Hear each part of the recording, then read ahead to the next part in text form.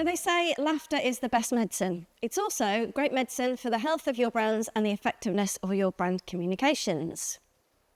So coming up, we're going to talk about humour. It's a really serious business. You guys need to stop taking the mickey out of it. Bina is here to share the fabulous liquid death story. So that's thinking about humour as the DNA, the lifeblood of your brand. And then finally, some reasons to be cheerful. I feel like I've got to do a spoiler alert to say there's not many jokes in my part of the presentation, but there is hopefully some really useful data. So hopefully the data triumphs over the jokes. Just to say, you've probably seen lots of reports already from Cannes, from the IPA, and also from Kantar showing that humour has been in decline over time and its use in advertising. And this data just shows, this data basically says in the last 20 years, there's been a 19% decline in the number of brands using humour in their advertising. Quite marked. And that is across the board of most of the channels that are being used in communications. So you can see it's not just one channel driving that decline, it's many of them.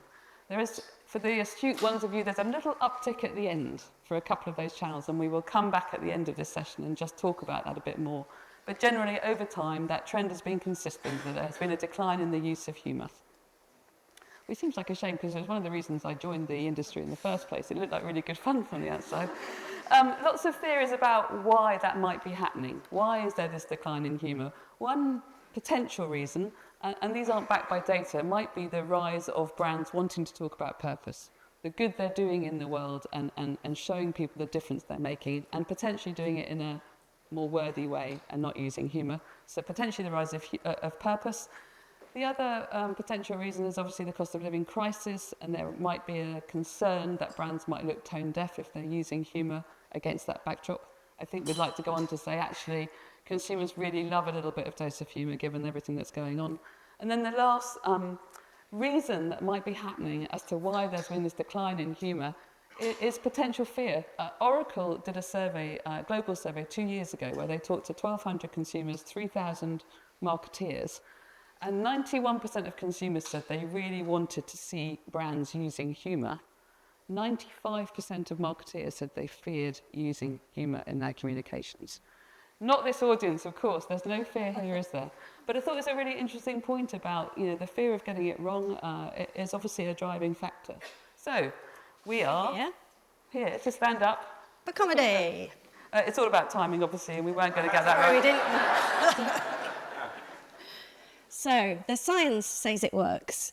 So, laughter releases some absolutely fabulous hormones in your body that make you feel great. But there's this effect, there's a cognitive bias, and that means you're primed to remember things that are funny for longer. Dopamine has a lot to do with that. But what we also see is that humour works especially well when you make people laugh out loud. And the benefit of that, as you can see here, is you get viral potential. So people talk about things that have made them laugh a lot more. But where it gets interesting is what does that give you in terms of your creative effectiveness?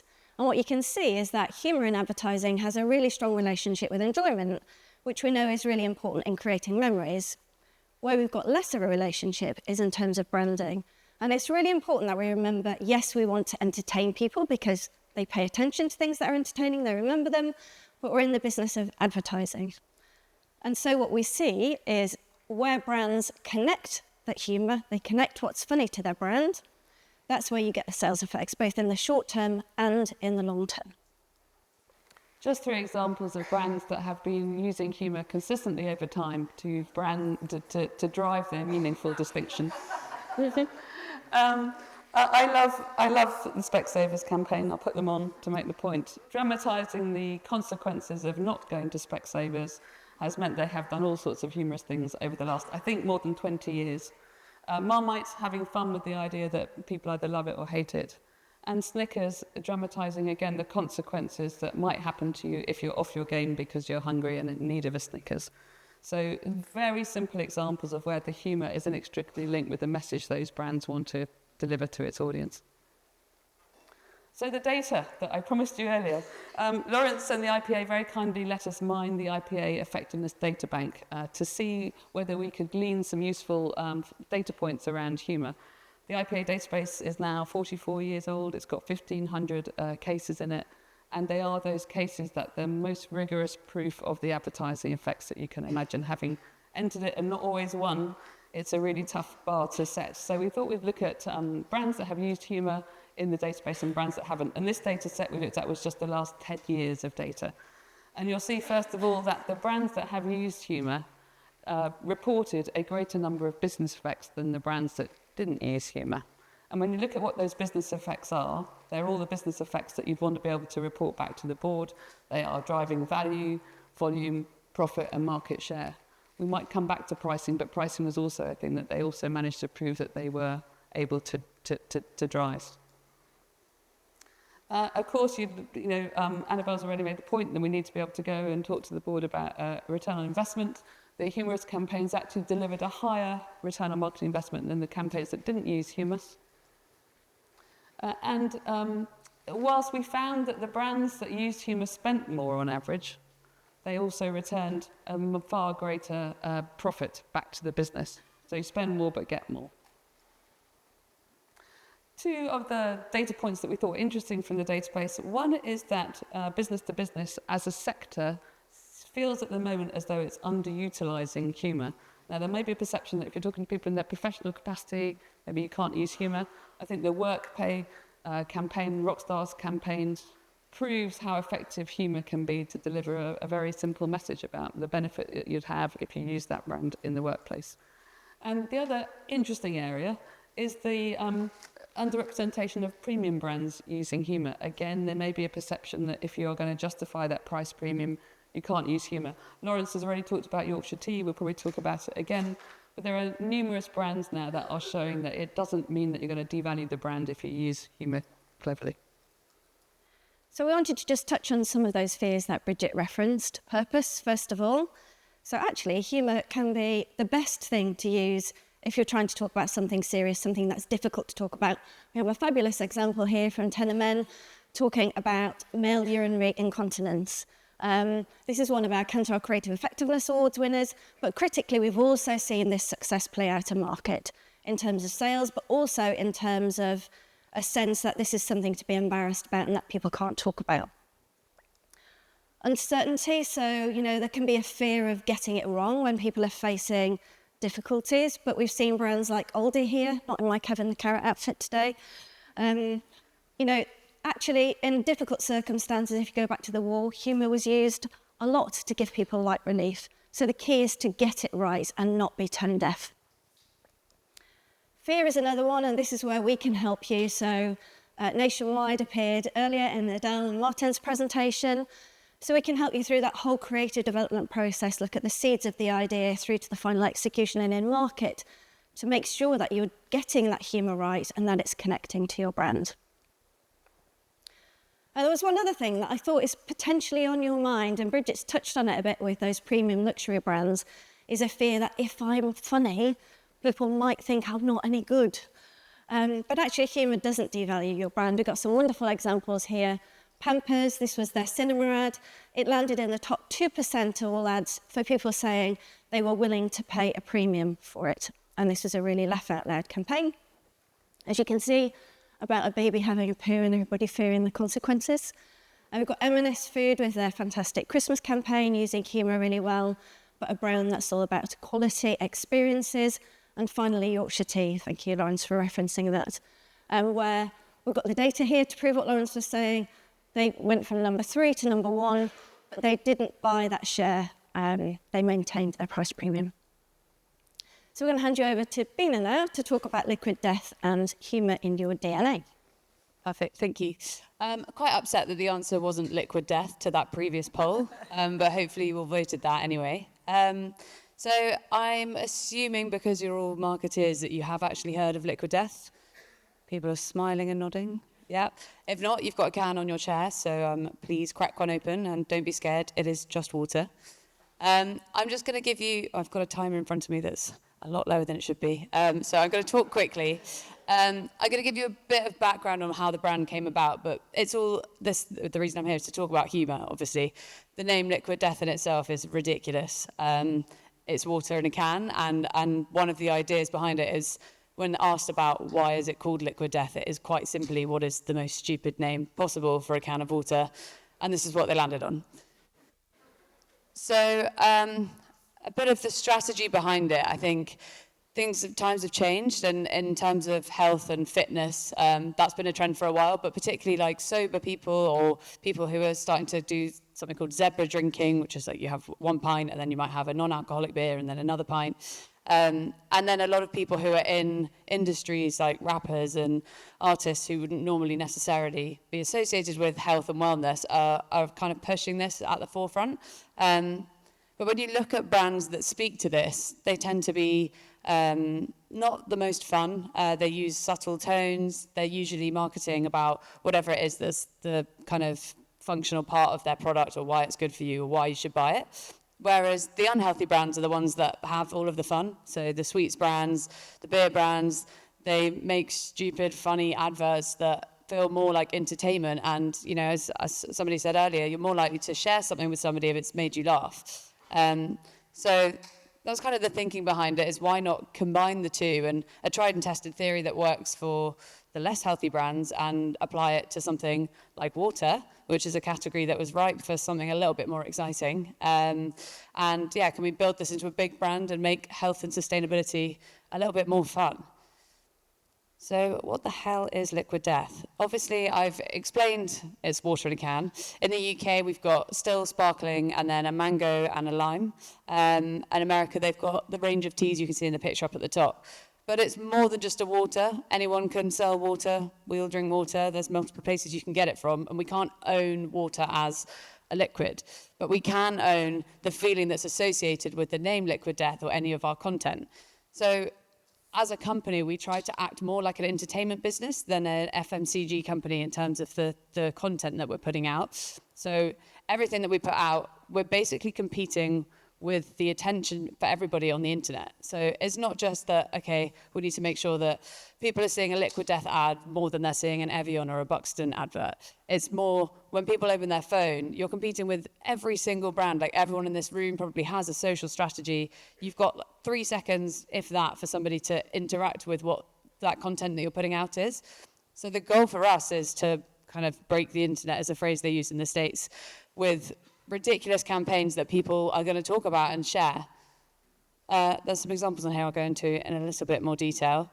But for context, like our social media presence is our biggest strength. So we're the third most followed beverage brand globally, which is pretty insane because it's a 5-year-old brand. It was launched in 2019, behind Monster and Red Bull. Red Bull's about 30-odd, 40 years old. Obviously, they're doing incredibly well. But for us to get to there in 5 years is pretty insane. And we do that through sticking to our lane with our content. So where Red Bull and Monster have this sort of similar concept of being an entertainment business where they create content, theirs is extreme sports, where ours is comedy and humour and just having a bit of fun, to be honest. This is another part of the business which has driven a lot of the brand awareness, I think. We make really stupid products outside of our drinks, and we engage with celebrities, and they get involved and they do this content with us. So one example is the Travis Barker Enema Kit, which had just been launched when I applied for this job. And when I sent my mum the link, I'm not sure she was particularly proud when I said I was coming to work for the brand. But the reach of, first of all, working with someone like Travis Barker is insane. Like, he's super Liquid Death in terms of being in Blink-182 and aligned to that music. But now, through his girlfriend, has a much wider reach and has become like a mainstream household name.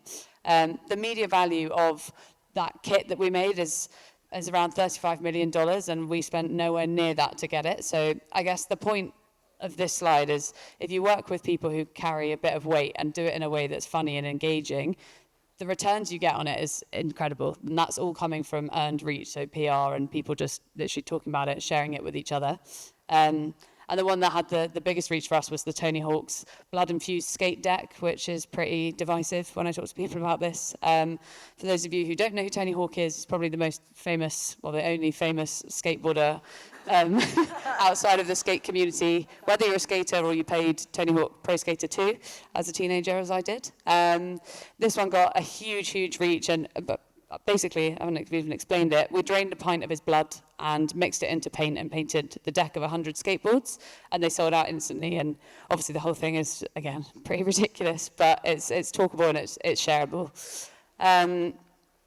So whilst comedy is at the core of everything we do, there is actually a serious mission behind the brand, and that's to remove single-use plastics as much as possible. So everybody that we work with, whether it's a retailer, a festival, bars, they have a sustainability policy or a promise that they want to reach in X amount of years.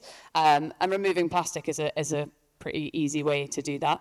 Aluminium is infinitely recyclable. So we're really doing our bit to push that agenda and make it a little bit more lighthearted rather than preachy, which can be something that some brands do. And, you know, it's a fine line because it is a serious issue, but we want people to not feel like they're compromising by buying our brand, but feel good about buying it, but also proud to be seen with it. I'm going to show you a couple of videos now. So something we do pretty well is take the hate we get online and turn it into a positive story. So we actually made a couple of albums called The Greatest Hates, one of which was kind of a punk album. The second one was a little bit more ballady. It's actually pretty good. And it was comprised of people's comments online saying horrible things about the brand, and we turned it into music. This is another example of that, and this video went viral. It's actually now got some paid spend behind it in the UK, and is helping us get the awareness up here. Liquid Death water took over the as the worst water. Literally the worst water I have ever tasted.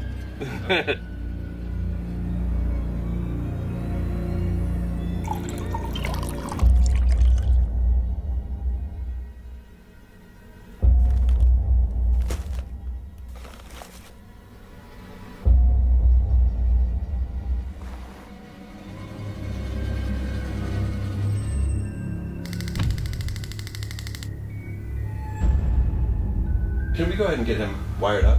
We're just gonna put that right on the skin. Make sure it's up all the way. Now it is. Okay, cool, thanks. Okay, go ahead.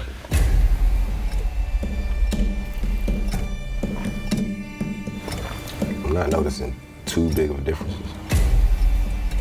That one didn't taste like anything. Definitely gonna have to double back. Oh man. Forgot what the first one's taste like. Like the differences are very, very subtle. So I guess the worst one, huh?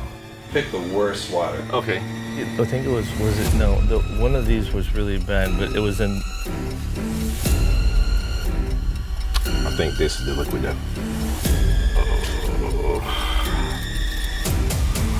Oh. Oh, okay. All right. Oh, man. You were wrong. Yeah, very wrong. I guess Liquid Death isn't the worst water out here. It's not bad. I guess I was wrong. Not the worst water I've ever tasted. I'm sorry. I would buy y'all's product now. Liquid Death, officially not the worst water two guys from the internet have ever tasted. So they were actually real people online who did leave those comments. The next point I wanted to make was some brands lend themselves naturally to being more humorous than others, and I think the power of using humor in your brand means you are ripe for brand partnerships, for people that kind of want to lighten the mood of theirs or extend their audience. And again, the aim of this partnership that I'm about to show you a video from was, I'll just play it. It kind of speaks for itself, but it's obviously a joke. But we did actually make this product and it sold out instantly. So this is with Elf Cosmetics, and we launched this earlier this year. He's so dreamy. Whoa! Corpse paint? Cool! Corpse paint! Murder your eyes, lips, and face like your favorite celebs. Corpse paint from Liquid Death and Elf. Each corpse paint coffin comes with 5 super cute styling pieces. Wow, this pen is so precise, but the coverage is awesome too. It's just perfect. Now you can look as dark on the outside as you are on the inside. Super cute contouring, Addison. Love the look, Piper. Thanks, Glothar. Hey guys, who wants vegan goat blood? Glothar? Deborah? Glothar, I haven't seen you in like 15 years. Mom? Dad? Corpse Paint! Get yours while supplies last at elfcosmetics.com/corpse paint. So that one's a little bit weirder. And then finally, obviously, we've got all of those big campaigns that have launched in America. Some of them are relevant to the UK and we can utilise them here. But we've also got a lot of tools that we use on the ground to bring the brand to life. And again, where possible, we'll use humour to highlight this. So this is our brand vehicle, which is a bright pink hearse, and it's got a coffin in the back. Believe it or not, I actually drove a bride to her wedding to this on Sunday.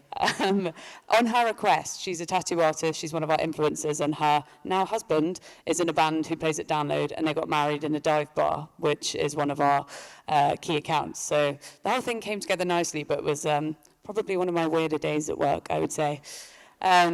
But yeah, using these touch points, it kind of highlights the humour of the brand. We bring this coffin, it's a drinks cooler, to PR events, and, you know, part of Liquid Death is well, one of the main things behind Liquid Death is the talkability and getting influencers to share pictures. And, you know, these guys need to make content every single day. So if we can facilitate them to make something that's a bit more unique, then it's kind of win-win for both parties. And then I think the biggest thing we did in the UK this year was sponsor Download Festival. And again, for us, this was just an incredible awareness driver. We had the hearse in the press area, which got incredible earned reach. And I mean, nobody that went to Download would have left not knowing what Liquid Death is. So it was, it was a huge success for us, and just a step away from humour a little bit and align with music and step into a slightly different audience. I think that's it for me. Thank you very much.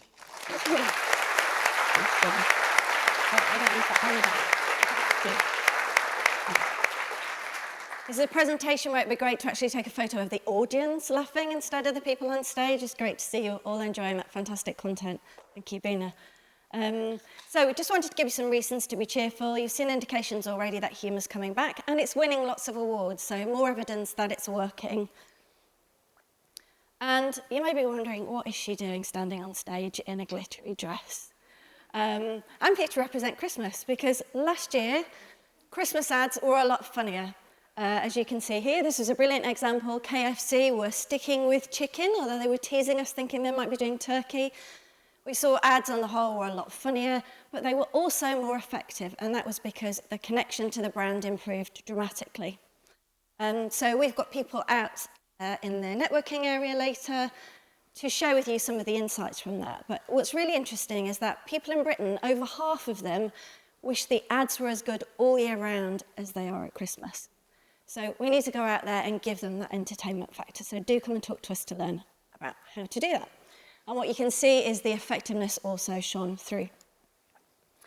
So, you know, we're aware, some of you may still be sitting there thinking, I can't do it, guys. I just can't see that humour is for us. But maybe being playful will be. And I think we're seeing a lot more of that today. Adele, again, touched on some of this earlier. So you've got Jaffa here, Jaffa cakes with their Jaffanatics. You've got Oreo, which is also taking that through to its innovation, and some brilliant collaborations. And as Jodie and Thomas were saying, that's something you can learn about more this afternoon. How do you find the right collaborations for you? How can you bring more fun into your brand, even if you're not trying to be laugh out loud or trying to have it in your DNA? So this is a photo of my dad in Scott Base back in 1968 when he was in the Antarctic. And there he has so many funny stories of the antics they got up to. At the moment, he's starting to lose his short-term memory a little bit, but he remembers funny ads, and he always has so much joy in talking to me about them. So this is the profile of UK ads for TV. And I was so happy last year. You could see it's almost kind of turning into a smile at the end. It's taken a bit of a dip. So my challenge to you guys is, will you make the British public smile, and will you make your CFO smile? Because humour works, it helps you command that price premium, and it makes your advertising more effective. So one final thing, I'll go as quick as I can. Smiling is infectious, you catch it like the flu. When someone smiled at me today, I started smiling too. I walked around the corner and someone saw me grin. When he smiled, I realised I'd passed it on to him. I thought about the smile and then realised its worth. A single smile like mine could travel round the earth. So if you feel a smile begin, don't leave it undetected. start an epidemic, and get the world infected. So go out there, let's make people smile, let's create brilliant brands and deliver brilliant results. Thank you so much.